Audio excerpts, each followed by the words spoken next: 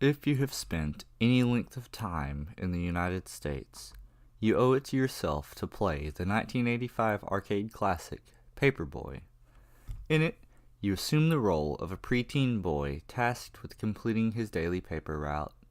For whatever reason, your hero's beat is a particularly rough neighborhood. Its streets teem with aggressive drivers who would rather hit a cyclist than their brakes.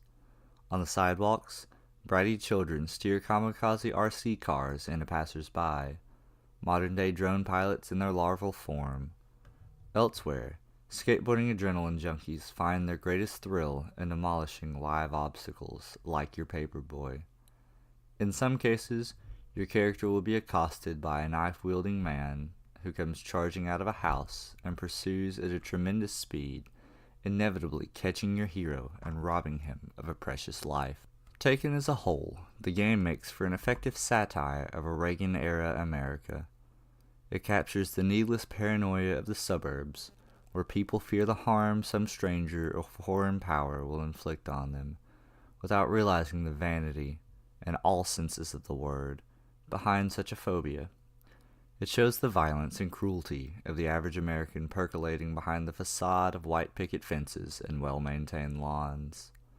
Most importantly, it reveals how far some people will go to make a buck, or be compelled to go for socioeconomic reasons beyond their control. It would be troubling to consider these situations if the game didn't make it all so damn funny.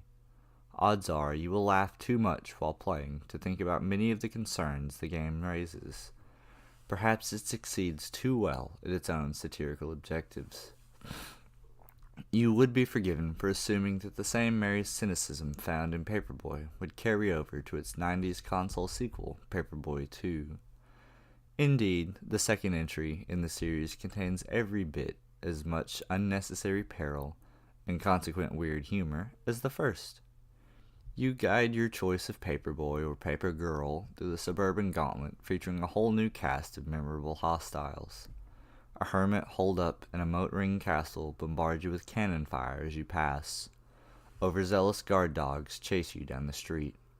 Roasting pigs, knocked off the spit by a misfired newspaper, do the same, evidently being grilled alive before your intervention, and none too happy with your interference. Runaway baby carriages, and a nod to the overpopulation worries of the modern world, mow you down if you are not attentive enough. Scarecrows, once hit with a paper, break from their stakes and ambush you, one hand raised in a fascist salute all the while. The absurdity in Paperboy 2 runs high thanks to the game's colorful cast. Although, perhaps colorful is not the right word. As you play through the opening stages of Paperboy 2, you will notice one character who does not seem to belong, for he is, literally and figuratively, anything but colorful.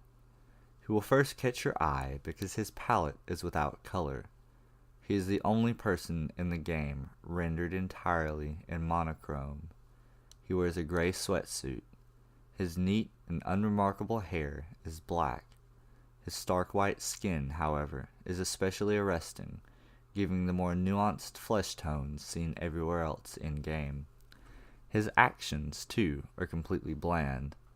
If left undisturbed, the figure in gray simply walks down to his driveway, deposits a garbage can at the curb, then turns around and walks back to his house. If struck with a paper, he only freezes in his tracks. No attacks, no surprises. He is shockingly mundane in this world of cannons and mobile scarecrows. If you have some knowledge of 90s news curiosities, you might be able to excavate the unusual case of one Dennis R. from your memory banks. Assuming the national news outlets had the story straight and reported it accordingly, Mr. R. was an actuary, or some other specialist whose profession hinges on the unchallenged yet suspicious assumption that the future will be like the past, who woke up one night, dismembered his infant twin sons and his wife of 8 years, and brought their remains to the curb in a metal garbage can, alongside all the other refuse of suburban life. The mechanical arm of the waste collection truck had not detected the can's abnormal weight, and the landfill, too, was none the wiser. It was entirely possible that nobody would have noticed the absence of Mrs. R. and her children had the local library not begun to seek compensation for a long overdue book that Mrs. R. never had the chance to return. Alas, Mr. R. was never properly sentenced, as he was killed in prison by other inmates before his trial could be finished. Recalling this story, you might begin to see a sense of resemblance between the late Mr. R. and the figure in gray. Indeed, after a cursory image search for his photograph on the internet, you would be impressed by how uncanny a likeness a few pixels can produce. You might even begin to suspect that the satire of the Paperboy series is alive and well in the second installment. Here, the game designers have given you a world of crime and violence and fright, and yet the most horrible thing in it is that something as innocuous as a man taking out his trash. Here, all the paranoid suburbanites target a kid on a bicycle as if he or she posed any actual threat, while the real danger lurks next door.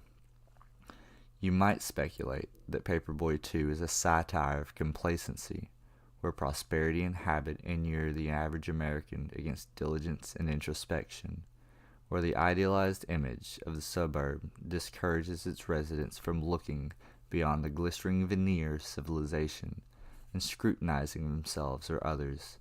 Even you, the attentive player, were fooled. Did you think to inspect the gray figure's garbage can for pixelated limbs? Of course not. Why would you? The world you find yourself in does little to suggest you should have. Therefore, through the inclusion of this nonchalant figure in gray, the game makes you complicit in the poisonous mindset that the suburban America incubates. A mature critique indeed for such an early video game. Yet, if you were to praise the developers of Paperboy 2 for their clever stunt, not one of them would take credit for it, for none of them would admit to drawing or programming the figure in gray. In fact, none of them would even remember putting him into the game.